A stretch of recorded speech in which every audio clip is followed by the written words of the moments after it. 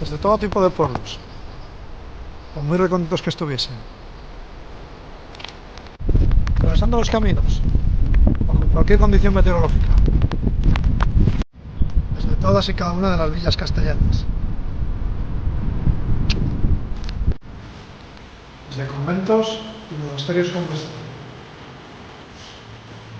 cruzando ríos y bosques, gente de toda clase y condición abandonaron sus hogares a lo largo de más de 2 siglos para llegar a Sevilla y poder embarcarse en las naves de la carrera de Indias que los llevarían a la otra punta del mundo. La feroz singladura marcaría sin duda sus vidas y su carácter para siempre jamás.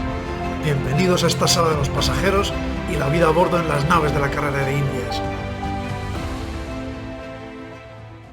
La carrera de Indias era un viaje aterrador, en el que existían posibilidades muy elevadas y muy reales de perder la vida en el intento. En la mayor parte de los casos era una apuesta a todo o nada por tratar de mejorar las condiciones de vida, tanto sociales como económicas, de la gente que dejaron sus casas, sus hogares, sus ciudades. De este modo, la mayor parte de los niños, mujeres y hombres que hicieran aquella épica y temeraria ruta tendrían más vivencias, más aventuras, tendrían más mundología, vivirían más anécdotas de las que cualquiera de nosotros podamos experimentar ahora. En esta sala vamos a tratar de demostrar lo que implicaba para una gente de aquella época el pasar a Indias. De este modo seremos capaces de comprender las condiciones tan terribles en las que aquellos gigantes de nuestra historia cruzaron un océano. Puede que con nuestro moderno pensamiento, con las comodidades en que vivimos ahora en el siglo XXI, nos resulte difícil meternos en la piel de alguien que en el siglo XVI, XVII, XVIII realizó la temeraria carrera de Indias. ¿Qué le pasaría por la cabeza a alguien que apenas había salido de un pueblo como este cuando pensase en las inabarcables Indias, en el mar? Seguramente la gente de la Baja Andalucía, de Cádiz, de Sevilla, Huelva, Málaga, que tenía más conocimiento sobre el mar, habrían oído decenas de historias, reales, irreales, fantasiosas, tendrían algo más de conocimiento que el castellano medio. Pero en cualquier caso, todos habrían oído los viejos estereotipos medievales que siguen pesando y mucho en la mentalidad de la gente. Seguían pensando realmente que había monstruos marinos que devoraban de un solo golpe un solo barco, que se comían a la gente, de las tormentas, de los piratas. Pero también habrían oído las historias de los fabulosos tesoros de las Indias, de los ingenios indígenas que por unas baratijas, por unos anzuelos, por unos puntas de vidrio, por unos alfileres, te entregaban oro. En 1514, la expedición de Pedregas de Ávila hacia la Castilla del Oro, pensaban fervientemente y se lo creían, que se podía coger el oro con redes del suelo, de los ríos. Todo eso equilibraba la balanza y disparaba los sueños de los más audaces, de los más osados, de los más temerarios, pero también de los más desesperados, que pasando a Indias trataban de mejorar su condición. No solamente pasaba gente pobre, también pasaban religiosos, funcionarios que iban a poner orden en las nuevas tierras, virreyes, gobernadores. En definitiva, todos ellos fueron los pasajeros de la carrera de Indias. Llegados a este punto, conviene dejar bien claro que la carrera de Indias era una ruta eminente y principalmente comercial, no de pasajeros. Eso quiere decir que la inmensa mayoría del espacio en las naves estaba destinada a mercancías, no a personas.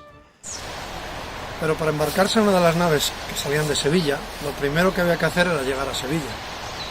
A menudo pensamos que el viaje empezaba en los puertos de embarque, pero el viaje en sí, como cualquier viaje que hagamos hoy, comenzaba en la propia casa del pasajero, el que iba a ir a las Indias. A menudo aquella gente vendían todo lo que tenían, apostando todo a una carta. Los más prudentes o los más ricos se lo dejaban en manos de albaceas o lo empeñaban, soñando algún día con recuperarlo cuando volviesen de Indias. Cuanto más alejado estuviese la casa del pasajero de Sevilla, más costoso, más penoso y más difícil era el viaje. Hay documentado un viaje en 1544 de unos monjes que salieron desde Salamanca, tardaron 33 días. Y eso que ellos tendrían bastantes medios, tendrían acémilas, tendrían dinero, tendrían recursos. El simple hecho de acercarse a Sevilla en aquella época por aquellos caminos, con la dificultad que entrañaba el ser asaltados, el llevar todos los pertrechos, tener un lugar donde dormir, el propio viaje solo de acercarse a Indias ya era una dificultad enorme. Entonces, desde que ellos salían de sus casas, empezaban ya a tener gastos. Como vemos, todo para ellos era dificultades y aún no había empezado la carrera de Indias. Una vez en Sevilla, los pasajeros debían sobrevivir en la populosa ciudad hasta la salida de las naves, pero antes había que lograr las licencias. Para conseguirlas, debían presentar el imprescindible certificado de cristiano viejo que traían de sus parroquias. Esta llamada averiguación o información de limpieza de sangre justificaba que sus padres y sus 4 abuelos habían sido cristianos, ni marranos, o sea, judíos conversos, ni moriscos. Además, presentaban un certificado de buena conducta, y en el caso de las mujeres, un certificado de soltería si eran solteras, o el permiso de sus padres, maridos o tutores para poder viajar.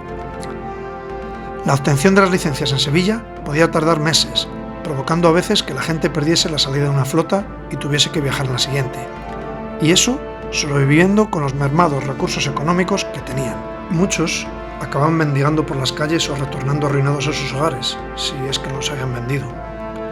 Ya con los papeles, había que negociar con los capitanes de los barcos los precios y condiciones de todo lo que se iba a embarcar, pues cada pasajero tenía que llevar sus propias vituallas para el largo e incierto viaje, además del equipaje. Hay que ponerse en la piel de lo que irían sintiendo aquellas gentes a medida que se acercase la fecha de salida. Habían roto bruscamente con el mundo que conocían hasta ahora.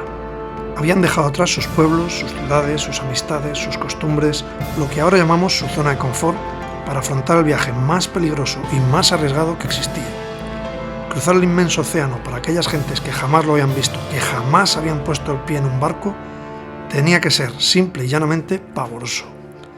Insistimos aquí que la carrera era una ruta comercial, no de pasajeros, por lo que cualquier comodidad, por mínima que sea en la que podamos pensar, simplemente no existía. Quienes conseguían embarcar a precios desorbitados, a veces pagaban el pasaje con su trabajo a bordo en cosas que supieran hacer. A menudo, la leyenda negra afirmaba que los españoles vaciaban las cárceles para que los condenados llevasen las naves a América. Nada más lejos de la realidad. A pesar de que ahora lo veamos como poco más que unos cascarones, los navíos de la época eran tecnología punta al alcance de un puñado de naciones, y los oficios del mar eran algo que no todo el mundo sabía. Era como si ahora vaciásemos las cárceles para meter astronautas en los transbordadores espaciales. Tras salir de Sevilla, esquivando bajíos, corrientes y restos de otros naufragios, en poco más de una semana llegaban a Sanlúcar. Allí esperaban a que las condiciones fueran las adecuadas para sortear la terrible barra de Sanlúcar, un banco arenoso móvil que estaba en la desembocadura del Guadalquivir, que se desplazaba según las corrientes, las mareas y las avenidas de agua, y que fue la tumba de cientos de naves, de miles de hombres. Recordemos que la inmensa mayoría de la gente de esa época, marinos incluidos, no sabían nadar. Mucha gente perdió la vida en los naufragios en el río sin ni siquiera haber salido todavía al océano. Sortear la barra de Sanlúcar era una operación lenta y arriesgada. Tras conseguirlo, comenzaba la singladura por el océano. Nada parecido a lo que habían vivido todavía en el río. Casi todos contemplarían absortos el mar por primera vez, y tras deleitarse admirados con su belleza, también por primera vez en sus vidas, perderían de vista la tierra firme.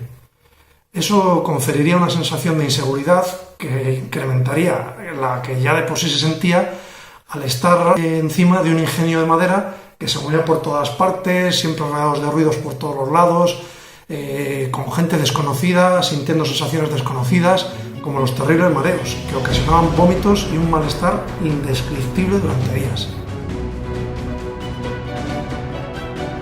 Y sin embargo, esto no era lo peor. Las terribles tempestades, la mala alimentación, el agua en mal estado y las enfermedades desembocaban en el peor de los escenarios para quienes realizaban la carrera de Indias: la muerte.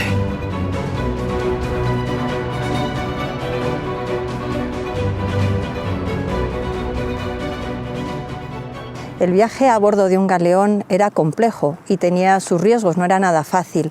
Podían encontrarse con problemas como el enfrentamiento con otros barcos, las enfermedades, la pérdida de mercancía o incluso la muerte. Eran algunos de los aspectos con los que se van a encontrar los tripulantes de estos navíos que realizan la carrera de Indias. La travesía atlántica era verdaderamente peligrosa. y la compañía de la muerte era algo que afectaba a todos los tripulantes de estos navíos, desde hombres, mujeres, esclavos, y hay que decir que en estos viajes el capellán va a desempeñar un papel fundamental, porque va a ser el que va a dar esa asistencia espiritual en momentos tan delicados como puede ser el último puerto de la vida, el puerto de la muerte. También hay que decir que la presencia de Cristo crucificado en estos navíos estaba presente no solamente en esas palabras del capellán, sino también, por ejemplo, en los crucificados que van a ondear en estandartes, en banderas, en gallardetes, y que van a constituir también ese acompañamiento a estos tripulantes en los navíos de carreras de Indias. Navegar es correr riesgos, y aunque todos somos iguales a la hora de morir, es diferente cómo morir. En esta época mueres cristianamente o no, esto va a ser todo. Y también hay que decir que los tripulantes de estos navíos en la carrera de Indias tenían sus propios gremios, sus cofradías, que no solamente daban una ayuda en la vida, sino también en la muerte, a la hora de tener una buena muerte, como dicen los tratados y libros de devoción de esta época, y dar también una asistencia a los familiares en el caso de defunción. Pero ¿qué suponía morir en el mar en esta carrera de Indias? Lo primero que hay que decir es que se muere fuera del hogar, fuera del ámbito familiar, en una época además donde la casa está anestesiada de muerte, porque eso era lo habitual, ¿no? Morir en tu casa, en el lecho, rodeado de tu familia. Sin embargo, morir en el mar, mueres fuera de ese ámbito doméstico en el cual tú rindes cuentas de Dios, de los vivos y de los difuntos. Y además, una persona que fallece en el mar, pues hay que decir que lejos queda su voluntad de tener un enterramiento ex santo, es decir, de tener un enterramiento en un espacio sagrado, dentro de un templo, en una capilla, en el atrio, en un espacio dentro de una iglesia. Es un momento, el momento de la muerte en el mar, donde el alma vuela a Dios, pero el cuerpo no retorna a la tierra, sino que va a ser arrojado por la borda. En el momento de la muerte, el alma vuela al cielo, pero el cuerpo no retorna a la tierra, sino que en este caso tiene que ser lanzado, tiene que ser arrojado por la borda. El cuerpo se envuelve en un sayal, en una tela gruesa, y se le anudan un lastre de piedras. Entonces es un momento en el cual se priva, por así decirlo, tanto al difunto como a los familiares de tener un entierro en el interior de un templo, de tener todo un ritual post-mortem y de tener además una tumba que se convierte siempre en un fallecimiento en el eslabón para no olvidar. Sin embargo, hay que decir que la inmortalidad de los hombres está en sus obras, y ahí está esa memoria, ese legado que han dejado estos españoles que viajaban en estos navíos en la carrera de Indias, que han contribuido a que su huella quede inmortal en la historia de la humanidad.